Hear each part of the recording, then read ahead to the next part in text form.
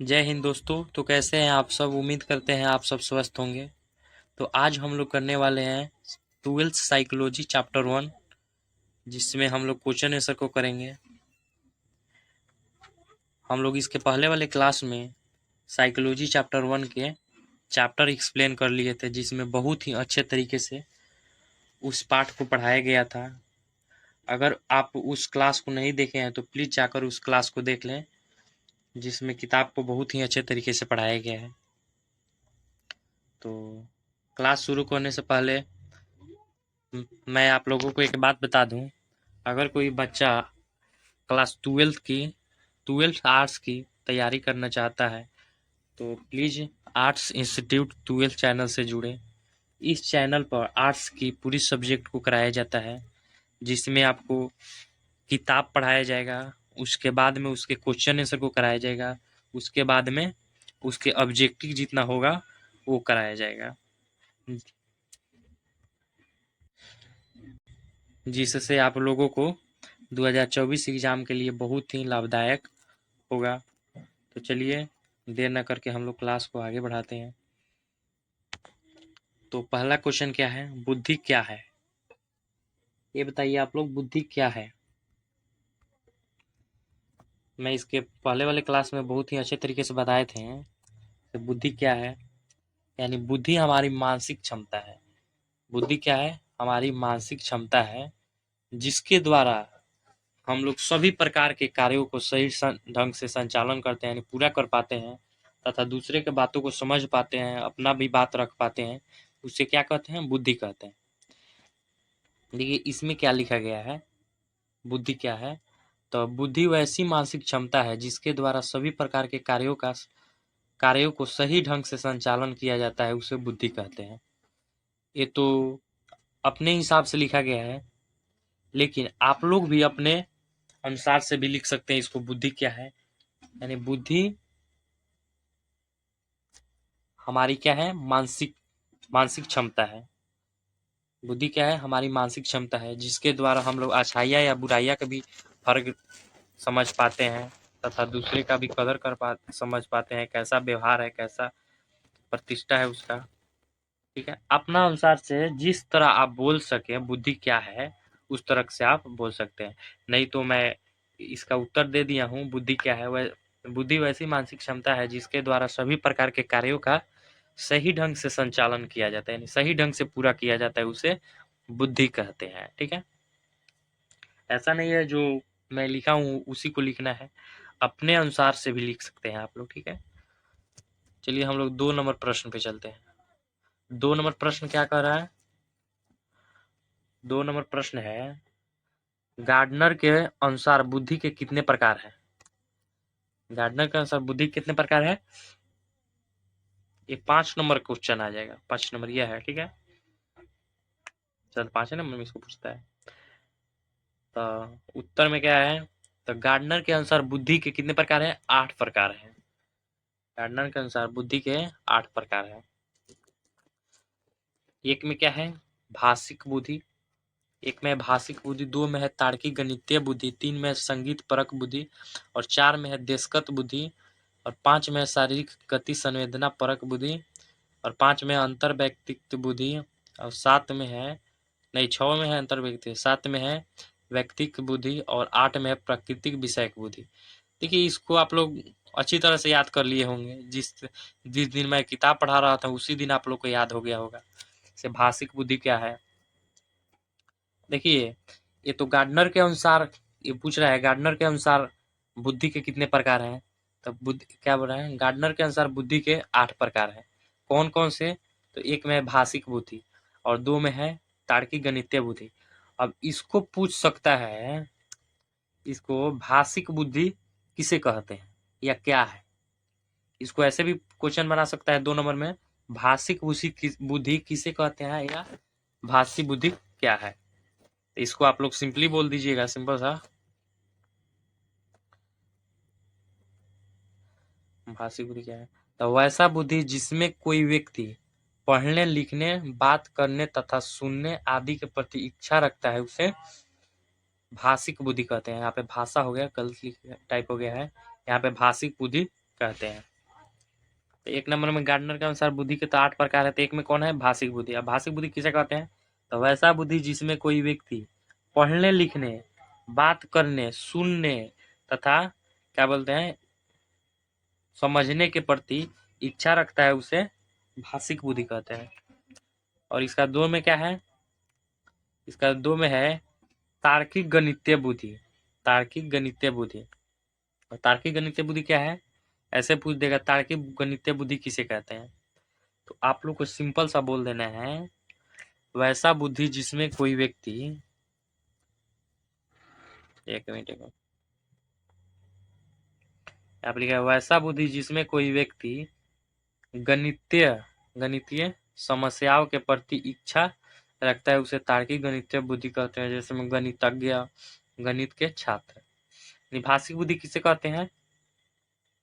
तो वैसा बुद्धि जिसमें कोई व्यक्ति गणित समस्याओं के प्रति यानी गणितीय समस्याओं के प्रति इच्छा रखता है, उसे तार्किक गणितीय बुद्धि कहते हैं। जैसे में गणितज्ञ और गणित के छात्र, जो गणित के छात्र है उसको गणित समस्याओं के प्रति अभिरुचि रखता है, इच्छा रखता है उसका, ठीक है, उसे क्या कहते हैं? तार्किक गणितीय बुद्धि। अब पूछेगा संगीत परक बुद्धि किसे कहते हैं? संगीत परक बुद्धि किसे कहते हैं? इसको सिंपल सा बोलना है वैसा बुद्धि जिसमें कोई व्यक्ति गीत संगीत के प्रति अभिरुचि रखता है, उसे संगीत परक बुद्धि कहते हैं। जैसे गायक हो गया, गायक जो गाता है, नर्तक जो नाचती है, अभिनेता और इत्यादि, यानी अभिनेता और अन्य भी हो सकते हैं, ठीक है। इसको आप लोग पॉइंट में लिख लीजिएगा। गार्डनर के अनुसार 8 बुद्धि होते हैं इसको, ठीक है। और 4 नंबर में क्या दिया गया है? देशगत बुद्धि। इसको ऐसे भी पूछ सकता है देशगत बुद्धि किसे कहते हैं?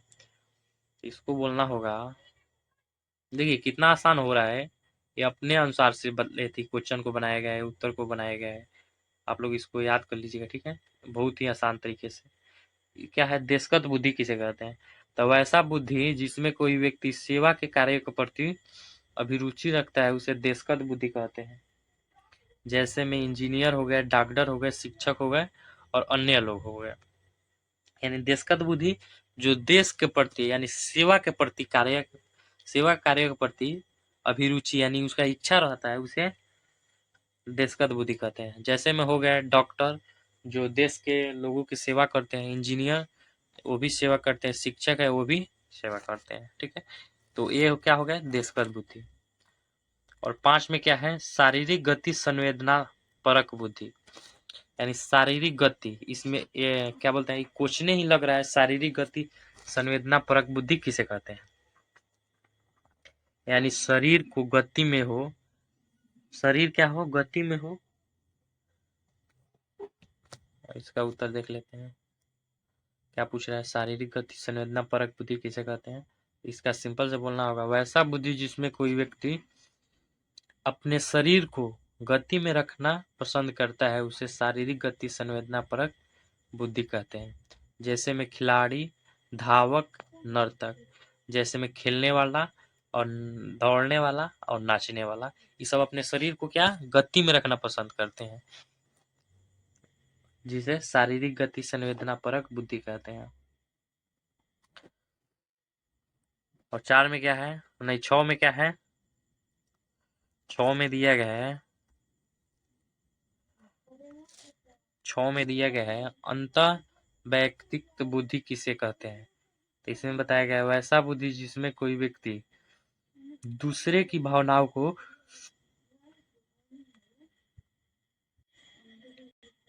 समझने के प्रति, दूसरे की भावनाओं को समझने के प्रति, एक मिनट, दूसरे की भावनाओं को समझने के प्रति अभिरुचि रखता है, उसे अंतर्वैयक्तिक बुद्धि कहते हैं। जैसे में नेता हो गया, शिक्षक हो गया, दुकानदार हो गया, ये जो है दूसरे की भावनाओं को समझते हैं।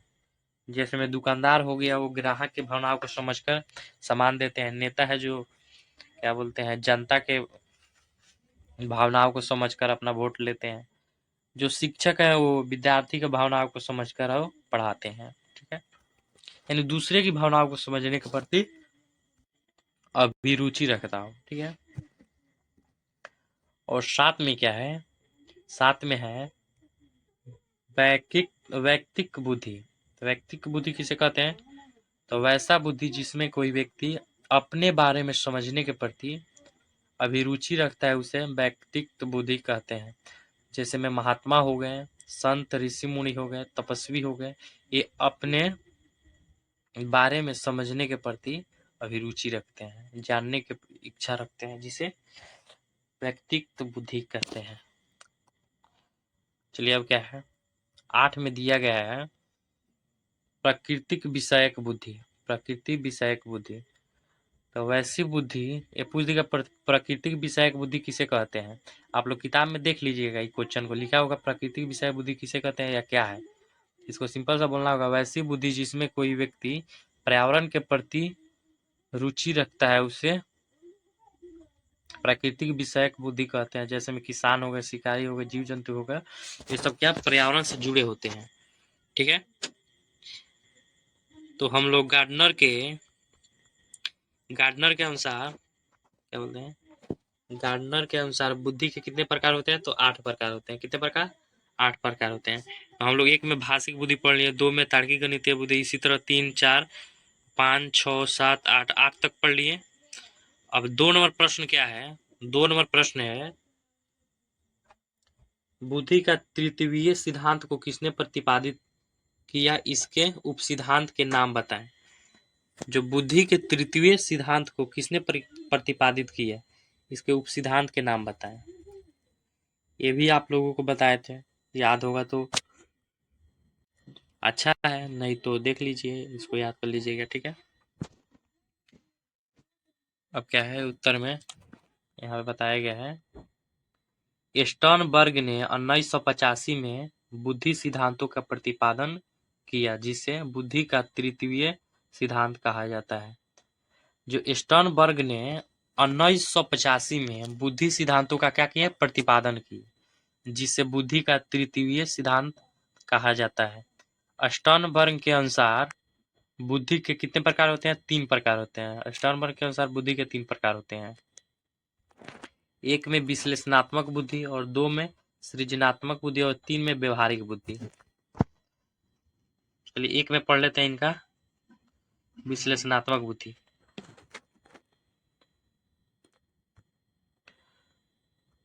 विश्लेषणात्मक बुद्धि, तो वैसी बुद्धि जिसमें किसी व्यक्ति की शिक्षा और गुणवत्ता, वैसी बुद्धि जिसमें किसी व्यक्ति की शिक्षा और गुणवत्ता ऊंच होती है, उसे विश्लेषणात्मक बुद्धि कहते हैं। यानी जिसकी शिक्षा और उसका गुण ऊंच हो, उसे विश्लेषणात्मक बुद्धि कहते हैं। ठीक है, 2 में सृजनात्मक बुद्धि, 2 में सृजनात्मक बुद्धि, तो ये किसे कहते हैं? वैसी बुद्धि जिसके द्वारा कोई व्यक्ति प्रतिदिन नए नए गुणों का ग्रहण करता है, उसे सृजनात्मक बुद्धि कहते हैं। यानी कोई व्यक्ति प्रतिदिन नए नए गुणों का ग्रहण करता है, नए नए गुण सीखता है, उसे सृजनात्मक बुद्धि कहते हैं। ठीक है, इसको ऐसे भी बोल देगा, विश्लेषणात्मक बुद्धि किसे कहते हैं, सृजनात्मक बुद्धि किसे कहते हैं, ऐसे भी पूछ देगा। और 3 में क्या है? 3 में है व्यवहारिक बुद्धि किसे कहते हैं। व्यवहारिक बुद्धि, तो वैसी बुद्धि जिसके द्वारा कोई व्यक्ति अपने या दूसरे के प्रति अच्छा व्यवहार प्रकट करता है, उसे व्यवहारिक बुद्धि कहते हैं। व्यवहारिक बुद्धि किसे कहते हैं?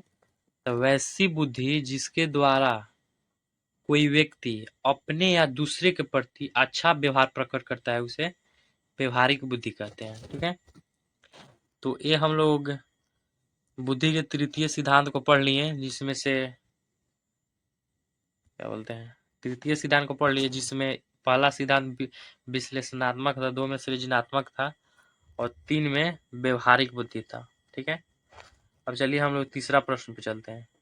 तीसरा प्रश्न क्या बोल रहा है? तीसरा प्रश्न है मेरा, बुद्धि के 5 सिद्धांतों का प्रतिपादन करने वाला कौन है? जो बुद्धि के 5 सिद्धांतों का प्रतिपादन किया, वो कौन है, इसके बारे में बताइए। ठीक है, इसको ऐसे क्वेश्चन पूछ देगा, बुद्धि के 5 सिद्धांतों का प्रतिपादन किसने किया, इस ऐसे भी पूछ सकता है। तो देखिए ये सब जितना भी क्वेश्चन बनाया गया है वो अपने अनुसार से बनाया गया है, ठीक है, किताब के माध्यम से बनाया गया है। तो आप लोग इस क्वेश्चन को आराम से कीजिए, उत्तर को कीजिए, जो उत्तर है उसको कीजिए, बहुत ही अच्छे तरीके से इसमें बताया गया है, ठीक है। तो हमारा क्वेश्चन क्या है, बुद्धि के 5 सिद्धांतों का प्रतिपादन किसने किया या करने वाला कौन है? इसका उत्तर क्या हो जाएगा, एक मिनट। बुद्धि के 5 सिद्धांतों का प्रतिपादन 1994 में दास, नागलिरी एवं क्रीबी ने किया। बुद्धि के 5 सिद्धांतों का प्रतिपादन किसने किया? तो दास, नागलिरी तथा क्रीबी ने किया। और कब किया? तो 1994 में, जिन्होंने बताया कि इसमें नियोजन, अवधान, समकालीन तथा अनुक्रमित क्रिया सम्मिलित है। जिन्होंने बताया इसमें नियोजन, अवधान, समकालीन तथा अनुक्रमित क्रिया सम्मिलित है।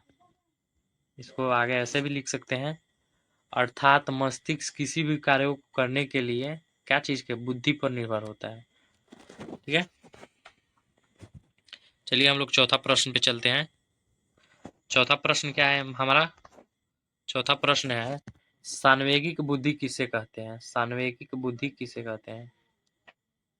सान्वेगिक बुद्धि किसे कहते हैं?